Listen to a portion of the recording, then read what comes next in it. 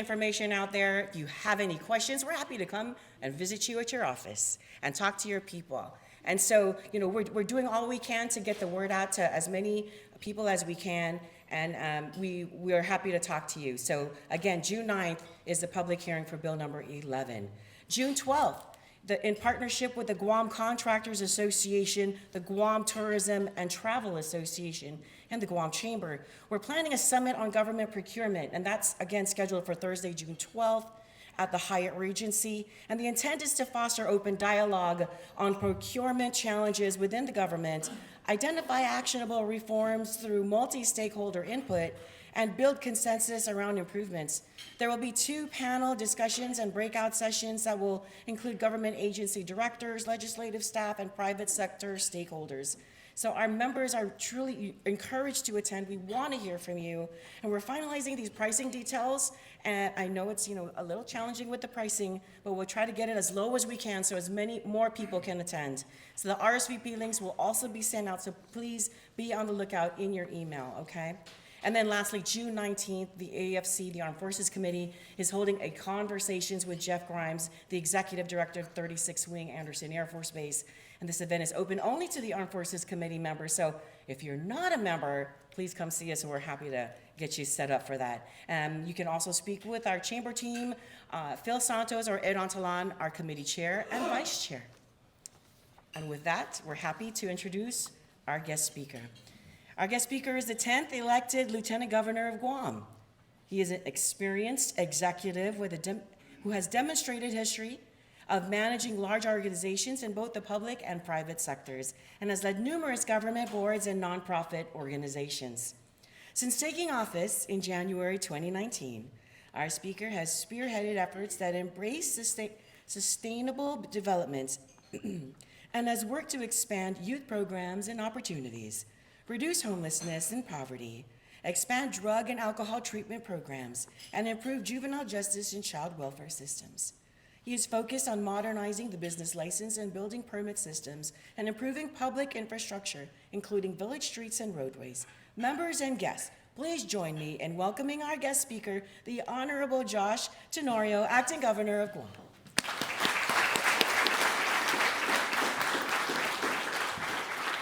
Thanks, Catherine. I'm going to whiz through this because I have a 1 o'clock stop, and that's because today we're burying Renel Rivera, a police officer who died only 40 years old, also a Coast Guard reservist. And so I'm going to be presenting officially the flag to his mom and his widow. So I'll try and whiz through this so we can have some good questions.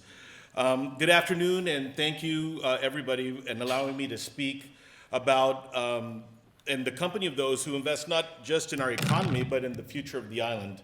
I'm here this afternoon to talk about something that goes beyond budgets, buildings, or bureaucracy, something that speaks to the heart of our identity as a people, how we care for our island. For the past 6.5 years, I've served as chairman of the Island-wide Beautification Task Force. And in that role, I've made a personal and professional mission to tackle the quality and appearance of public spaces, because how we present Guam, as earlier talked about, reflects who we are and what we value.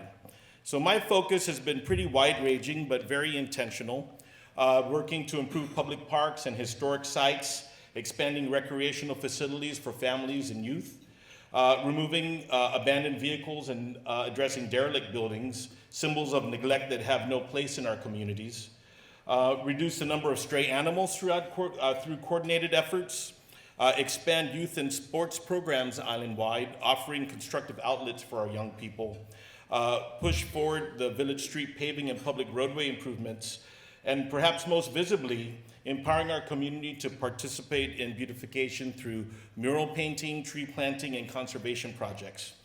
On the issue of stray animals, this is more than just a nuisance.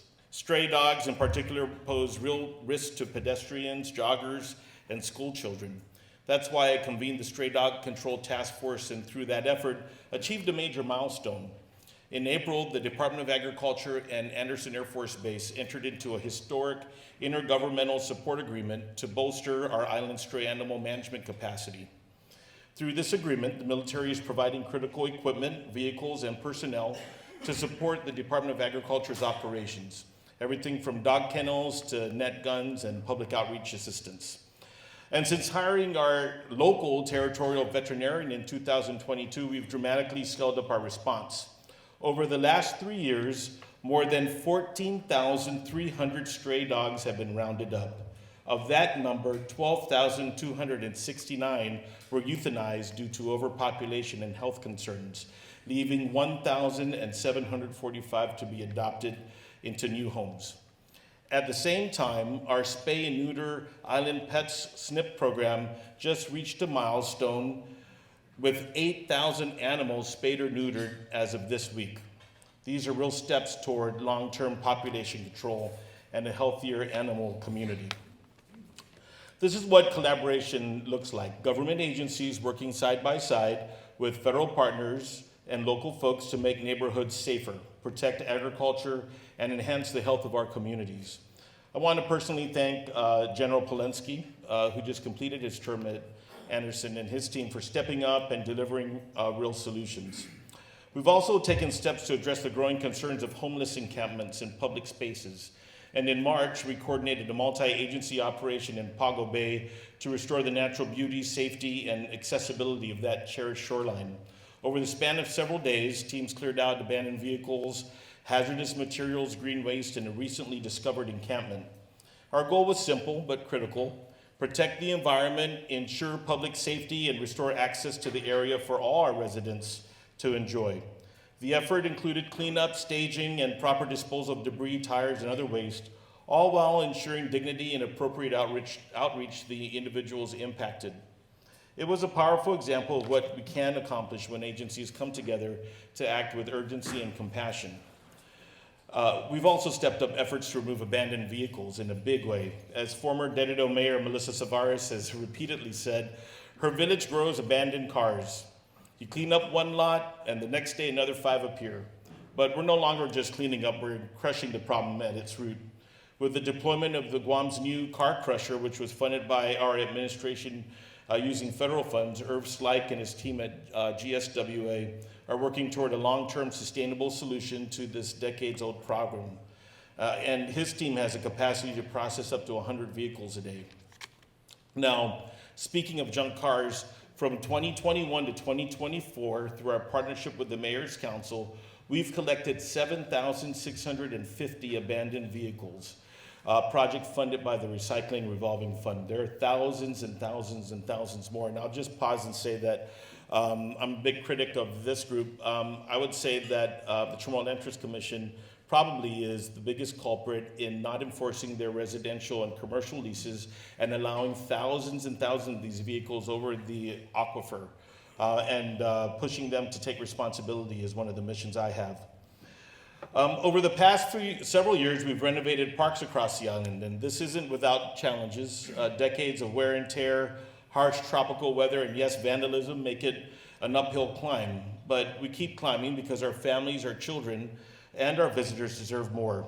We paved major roadways and village streets, addressed serious flooding problems, and removed literally tons of roadside trash and abandoned vehicles. So let me pause here, and I too have a short video to share that highlights the progress we've made, and it's one thing to talk about it, but I want you to see it.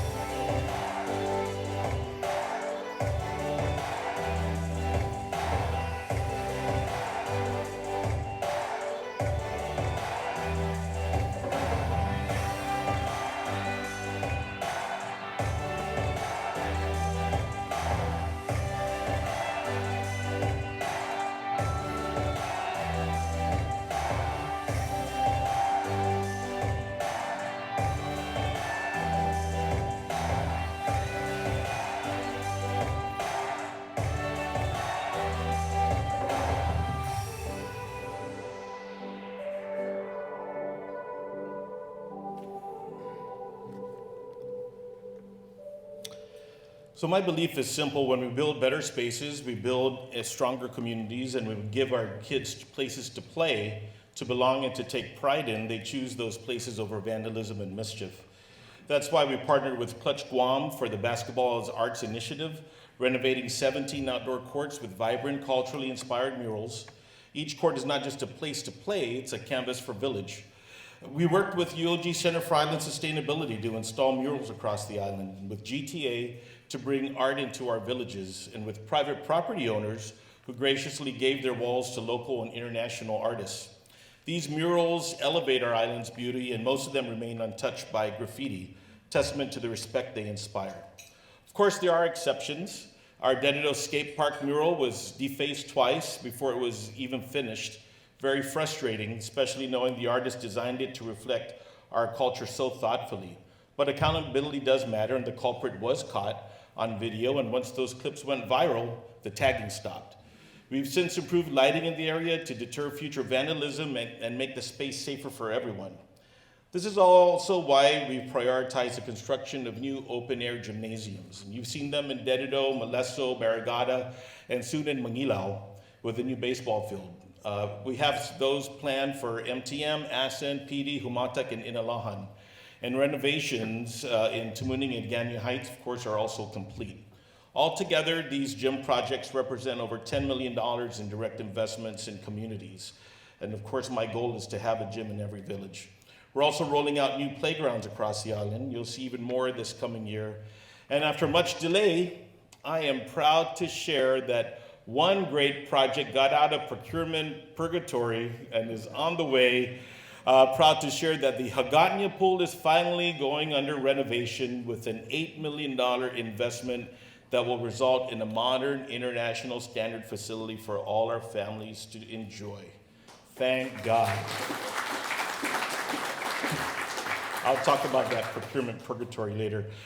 We've renovated many public restrooms since 2019, but unfortunately ongoing vandalism means we'll be revisiting many of these renovations. I'll talk about that a little later. Let me just finish this. At DPR, we've hired more park police officers to go out there and do some more interdiction and to try and push back on this wave of vandalism and criminal activity. I really think that public parks are supposed to be very safe for families. They're not placed for homeless encampments. They shouldn't be there for criminals to be around. And so, the balanced view is you push them out there, but on the other side, you have to have a place to go. Bringing up a bed for the night facility is something that I'm working on right now to have law enforcement officers have a place to direct people that are unsheltered or refuse shelter. There are those. So that public parks can be safe places for our families and our kids. Now, I also see village streets as beautification. I mean, we talked about the main routed roads, very important, but also out there in the villages. There's been about $24 million worth of village street projects, more affordable. If Jerry Johnson was here, the standard for a village street is much different than a federal highway street. So we're able to kind of push things out more, get more island pride. And when we do streets, we take out abandoned vehicles and really try and spruce it up so that our residents can have that pride, right? But on the issue of derelict buildings, number one eyesore on Guam, that Verona Resort, whatever it's called. It's almost kind of like I find myself, trying to understand who owns it, who doesn't own it, who really does own it. These are all things. Now, our laws allow us to go in, right? And if you go and take a look in city of Honolulu and city of Los Angeles had these two big abandoned buildings that became magnets for vandalism. And what they did was they used their revenues to go in and take the buildings down. This cost money. We don't necessarily have that money. I was telling David John, how much is it going to be to take down that Verona? It's going to be a couple $1 million probably. But here's in essence, if you're a private property owner and you have a derelict building, there's a certain point where after notice we can go in there and correct it. And if we have the resources, what we'll do is we're going to put a lien on your property.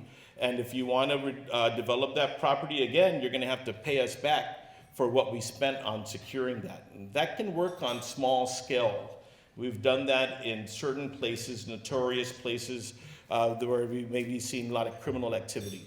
But on these big ones, I'm a proponent of trying to get us the resources to do an intervention and then use the law the right way. But I also have heard recently about trying to set up some minimum maintenance standards. I think there's a balance, right? I mean, private property owners have their rights on their property, but as a community, there could be a balance to make sure that everybody, especially in a business district, are going to be enforcing that same standard. So we have to do our part. Can we do more? We can always do more. With more resources, more personnel, we can do more, and we will do more. But we also rely on everybody's partnership. So, if you saw some of those abandoned buildings, somebody owns that building, right? If people are camped out in there, that means they haven't secured it, right?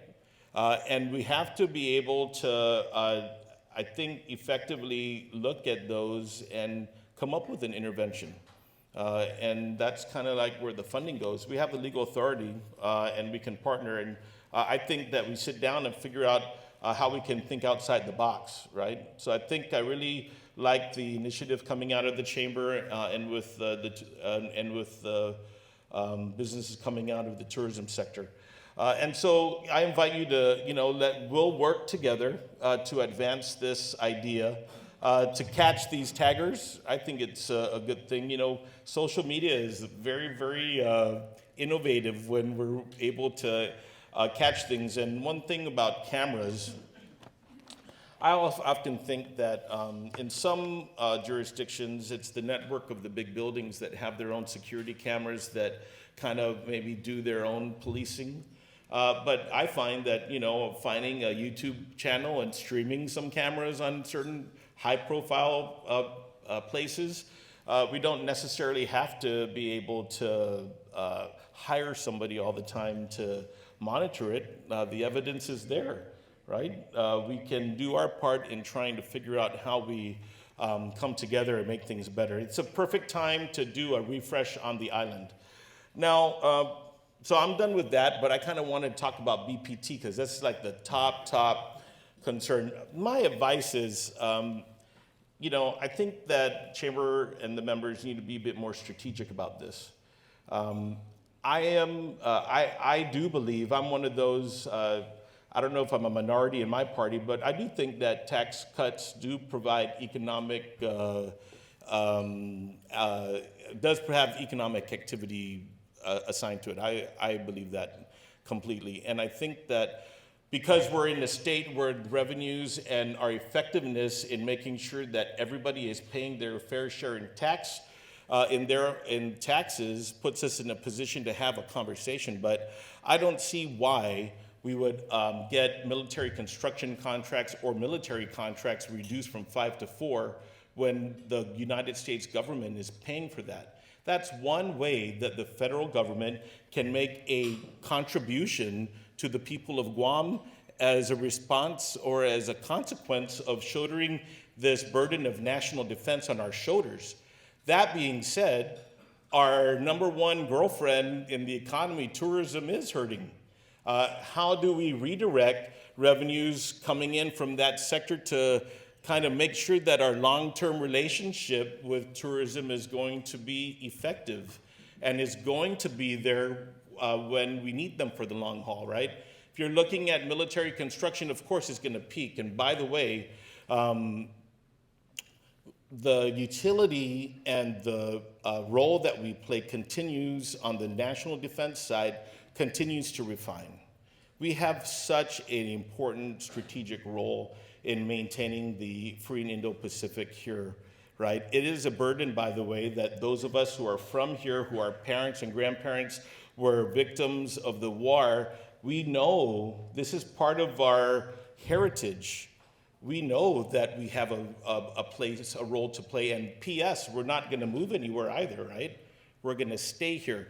So balancing that role and making sure that we maximize the income that's coming in as a result and pushing it into industries that need the help, I think that's where it needs to go. I was talking to different people. One of my real good friends, Christine Boleto, her view is, hey, why don't we, maybe we need to try and divert, 5% maintained for military construction and military service contracts. Should it be 4% for everybody else? I had a friendly conversation with my other good friend, Ed Untalan. At a certain point when we decide what the cost of government should be and there's excess revenue, why not have that revenue and figure out your target investment? Should it be rebates to certain kinds of businesses based on size?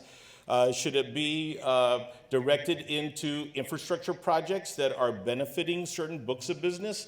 That's part of a conversation. I don't think it's all or nothing. And I would just say that I think it's great to have the conversation now. You should go to June 9th hearing and make sure that you share your perspective and be able to be open to a conversation. Remember, we have a new majority of the legislature. We have an executive branch already between the two of us. It's not always so easy for us to get on the same page. But with the third player coming in with the business community, I think this is the opportunity to really figure out what the path is forward. Because, if we just do a 5-4 reduction, which is very plausible, then it's going to come back on our shoulders, especially the legislators. What are you going to cut? Right? You're right, we did grow our budget. We are paying police officers and teachers more than we paid for before. But as you saw from the PDN the other day, they're still making 30% less than some of their counterparts, which, we have to be concerned. The outward migration of the residents, a lot of people moved. They got that pandemic assistance and they had room to buy an airline ticket and off they went, right? So those are the different factors. I really do think that there's probably going to be a healthy conversation. I recommend that the chamber identify very good negotiators that kind of understand that balance between government and business. Ed Untalan might be one of them, since he used to run GITA. But there are others, right? You have to, if you really want to be able to pull something off, it's going to require a bit more work than just coming in to testify on a bill and hoping that things are going to go the way that it is. There's a bit more complicated than that. Other thing I want to say is I do think that we can also reflect on how we run the government, right? I have to give credit. The new legislative majority has a more structured session. I think that's pretty cool. I'm not really a fan of we're going to meet every month and then therefore figure out what you want to pass, because there is a lot of law that gets passed. And keeping up with that is a challenge. So and I'll go out, I'm kind of breaking with my party at this point. When you have a structured session, the most important things get discussed. And if you're just going to meet, then you start seeing all sorts of stuff. So does that mean that we have a part-time legislature? Maybe it does. Part-time, if you're not going to raise the salary and get more qualified people in, then maybe you need to think about it different ways. Those are things that I think are very valid. And then there's some reforms I see coming in. Speaker Blas has introduced legislation that is going, that really, generally speaking, is going to mandate permitting agencies to make a decision on an application within 90 days. I like that because I feel that if you're only going to have a certain amount of people, then you reserve their attention for high-risk projects and let everybody that's doing the necessary things to go through. We do have people that love to overregulate. We are an overregulated jurisdiction. We always have this exceptional thing that happened, right? Like some controversy or accident, and then all of a sudden we have a law to prevent that from ever happening again, and meanwhile it clogged it for everybody else. And one example is what happened with the Southern Guam debate, right? When the controversy happened with Pago Bay and the development proposal for high-rise, and people didn't want it, right? Well, what happened? It resulted in legislation that requires multiple hearings now in the Guam Land Use Commission. Some mayors don't want to have another hearing.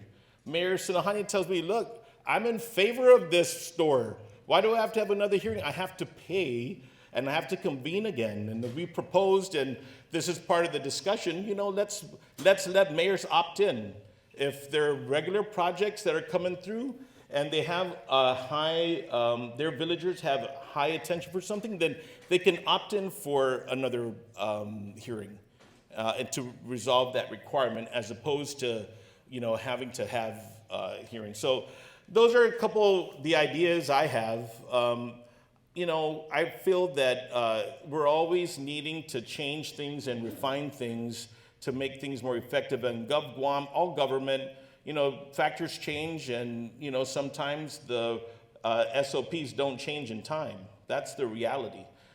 Sometimes you feel that, you see that yourself in private business, but that's the reality. How do you minimize and try and get it more responsive? I think those are areas that would help us with what we have to do today. And to me, the big job we have to do today is make sure that we are a reliable partner to the Department of Defense, and make sure that the defense of Guam is always the priority of our military partners, to make sure that we connect the direct benefit to everybody shouldering this burden of peace on this island, and to pay attention to our number one girlfriend or boyfriend, if you're like me, you know, in terms of economies, right? Tourism.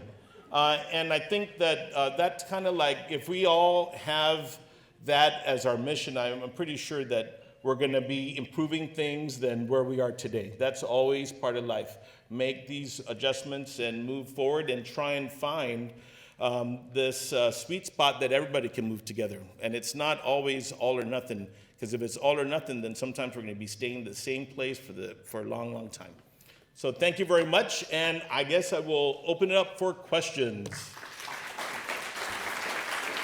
And I'll do a speed round because I need to go to Veteran Cemetery soon. So, Kim. Josh, what about the fact that the government's operating at a surplus?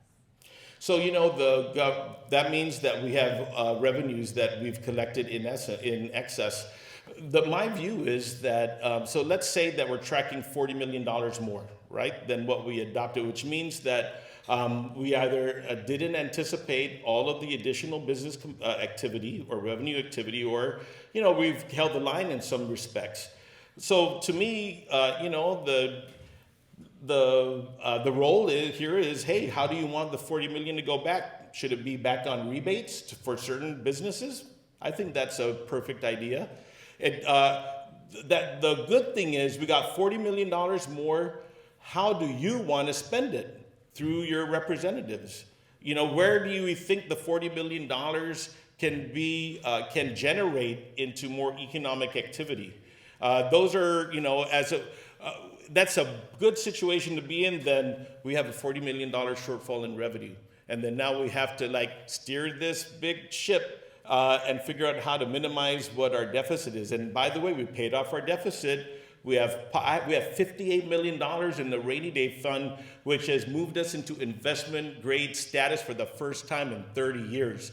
So we need to maintain some level of the posture, but I think, you know, it's empowering and enabling and letting people know where the investment should go. you know, I, like the hospital always needs money, right? But, you know, I mean, does the hospital need as much money as they do if they don't change their ways? You know, DOE, you know, if DOE's budget has been like this, but we lost 10,000 kids in the system, do we really have a teacher shortage? I don't think so. I think we need to, there isn't the magic, there isn't a method, or right now they're not activating this system-wide thing to make sure that, why do I have a teacher down south with 6 kids versus I don't have a teacher in the north, right? So I think that my answer is, you can we have a surplus, direct the surplus to where we think that there are holes or where it's going to be most meaningful to generate more economic activity and jobs. But at the same time, can we tighten our belt? Yeah, I think so. We still can. But even if you don't tighten your belt, if you're operating on the budget and there's a surplus, I think allowing the private sector to direct those funds within our own organizations is a valid request. Sure, I don't disagree with you at all. And the method you do that, it depends. There's different methods. It could be through rebates back to the businesses, the taxpayers, or it could be through targeted investment that, you know, the different business groups are thinking are going to benefit business growth. That's a total valid what you're saying. I agree. Last question. So, Sandra. thank you so much for your presentation and your, I guess, straightforwardness about the GRT. But I would like to employ you to think about. We understand that there may be money lost in not capturing the federal, the contract, the military buildup, but it's kind of on the backs of the small business and, all businesses here on Guam. And so I would like to kind of ask you to think about that.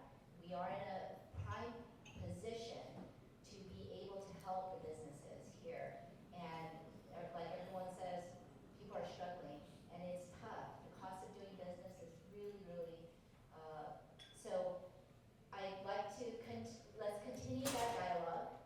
But I would like that open dialogue to keep happening, because we can't say that we need to capture more money, but then what's happening with the businesses here? The burden is with us still.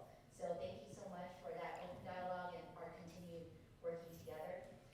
Secondly, I want to touch, I cannot, leave without touching on the trash situation. And I'm going to give you a little bit of personal experience, and this is going to the root of the problem and not just looking at the kind of after effects, which is the trash situation. So we had trash, we have a washer, a dryer, we need to get rid of it. We're going all around the island, trying to figure out where do I dump this type of trash. You go one area and they say, oh, this one we'll take, but not this one. We're going around, we're shelling out a lot of money. I don't think everyone in this situation is the problem. It's the people that can't afford to go around and dump their trash and find the trash. They don't have the resources. So we need to get to the root. Who is dumping all the trash? Have you guys been to the street where you go around to go to Home Depot? Yeah. It's deplorable. I was just. It's a returning dump site. Yes. Yeah. And so, when. And we just cleaned it up last year, It's horrible. So we need to get to the root problem. I don't think we're getting to the root. Well, I think, Mayor Savara, so there's the concept of universal collection, right? And the cost, there's a real big controversy about cost, right? Because people really don't want to pay anything more, really. That's kind of what, but at the same time, what she was telling me is that, some people are paying people to take the trash, right? Hey, can you pick up this trash? We're paying you, and guess what? Some of them are the ones dumping. So it is an enforcement issue. I tell you that there's a new statute that allows us to increase penalties, and I feel like the wave of the illegal dumping is so high, and it requires some really good examples of enforcement, some big fines, and for people to be held criminally accountable, right? That's part of it, but it's widespread. This whole business about how do you get the pride that Ben was talking about. We have to be able. We have a reality, right, where we have a big drug problem here, and that's interwoven with some poverty, right? So for me, when I see beautification as when you're seeing that you're probably why are we building gyms? To me, it's so I can get those kids somewhere because mom and dad are having no business being parents, right? And we're trying long term, but I think that there's some enforcement. We have a few good cases going on right now, but it's going to require a lot of help, and also it requires the villagers to help each other. I don't know if how many of you or how many neighborhood watch chats you're on, but that's probably one focus and one tool that we haven't quite utilized yet for illegal dumping in the trash, because I tell you, those are some of the most effective ways for us to intervene. We're expanding the number of people getting deputized to actually give the citations, and pushing more people on it, but I'm with you on it. Yeah, I think if we have a solution and letting people throw their trash much more easily, I think there's a combination, the enforcement, I agree, but I think there's also a logistical issue. So, yeah, so that's just. Yeah, no, and I'll talk to the solid waste folks. The board probably are members of the chamber. I just want to say, going to the dump is the best deal in town. But it's true. Talk about not having any money or anything bullshit. It's the best deal in town. Thanks, Ron. Anybody else? Thank you very much for your time. I really appreciate the partnership. And since you invited me to come back, don't be surprised if I do. Thanks. Thanks. All right.